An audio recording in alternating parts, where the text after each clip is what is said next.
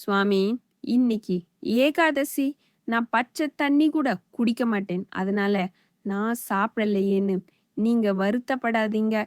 பெரியவாளிடம் ஒரு சாமானியன் நிர்ஜலமா உபவாசம் இருக்கான். சந்நியாசி, நான் பால் குடிச்சுட்டு இருக்கேனே, இது தப்பில்லையோ? தொடர்ந்து நிர்ஜல உபவாசம் அனுஷ்டித்த பெரியவா. கட்டுரையாளர் ராமகிருஷ்ணன். புதிய தட்டச்சு வரக்கூறான் நாராயணன். நன்றி. 18 மே 2017 தேதியிட்ட குமுதம் பக்தி. சுருக்கமான ஒரு பகுதி.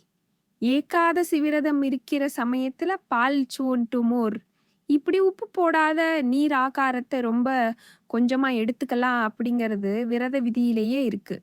அதனால விரதம் இருக்கிற அன்னைக்கு நமக்கு கொஞ்சமா பால் மட்டும் ஒரே ஒரு தரம் எடுத்துப்பாரு பரமாச்சாரியா. ஒரு சமயம் அவர் முகாமிட்டிருந்த இடத்துல மின்சாரம் பழுது பார்த்துட்டு இருந்தார் மகாராஷ்டிரா ஆசாமி ஒருத்தர். அன்னைக்கும் ஏகாதசி தான். கார்த்தால வேலையை ஆரம்பிச்சவர் உச்சி பொழுது நெருங்கியும் அப்படி இப்படி நகரவே இல்லை. எல்லாத்தையும் கவனிச்சுட்டு இருந்த பெரியவா அந்த ஆசாமி பாவம் எதுவுமே சாப்பிட்டாம வேலை பார்த்துட்டு இருக்கான். சாப்பிட்டு வந்து வேலை செய்ய சொல்லு அப்படின்னு பக்கத்துல இருந்த சீடன்கிட்டே சொன்னாரு. அதை கேட்டுண்டு இருந்த அந்த ஆசாமி, சுவாமி, இன்னைக்கு ஏகாதசி, நான் பச்சை தண்ணி கூட குடிக்க மாட்டேன். அதனால நான் சாப்பிடலையேன்னு நீங்க வருத்தப்படாதீங்க அப்படின்னு சொன்னான். அதை கேட்டாரோ இல்லையோ, உடனே பதறிட்டார் பரமாச்சாரியா. ஒரு சாமானியன் நிர்ஜலமா உபவாசம் இருக்கான். சந்நியாசி, நான் பால் குடிச்சுட்டு இருக்கேனே, இது தப்பி இல்லையோ அப்படின்னு சொல்லிட்டு அன்னிலேருந்து ஏகாதசி அன்னைக்கு கொஞ்சம் பால் குடிச்சுட்டு இருந்தாரே, அதையும் நிறுத்திட்டு நிர்ஜல உபவாசத்தை அனுஷ்டிக்க ஆரம்பிச்சிட்டார் பெரியவா. அதுவும் எப்படி தெரியுமா?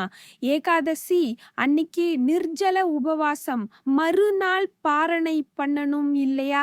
சாஸ்திரப்படி துவாதசி அன்னைக்கு ஸ்ரவண நட்சத்திரம் அமைஞ்சிட்டா அன்னைக்கும் துளி ஜலம் கூட குடிக்க கூடாது.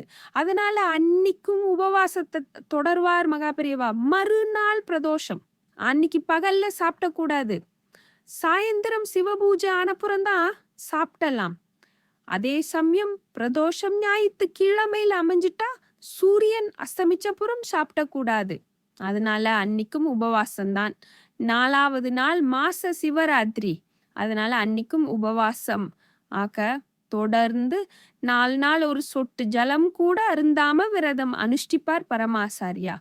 ஒரு சமயம் அவர் இப்படி விரதம் அனுஷ்டிக்கிறத பார்த்துட்டு, இத்தனை கடுமையா விரதம் இருக்கேலே பெரியவா, இப்படி உடம்ப வருத்திக்கிறது அவசியமா அப்படின்னு கேட்டார் சீடர் ஒருத்தர். அதுக்கு பரமாச்சாரியா என்ன சொன்னார் தெரியுமா? இத்தனை ஆசாரத்தை அனுஷ்டானத்தை கடைப்பிடிச்சும் வேலைக்கு பசி எடுக்காத நிலை எனக்கு இன்னும் வரலையே அப்படின்ட்டுதான். லோகத்துக்கெல்லாம் படியளக்கற பரமேஸ்வரனே பசி தாங்க முடியாம அன்னபூரணிகிட்டே பிச்சை எடுத்ததா புராணம் சொல்றது.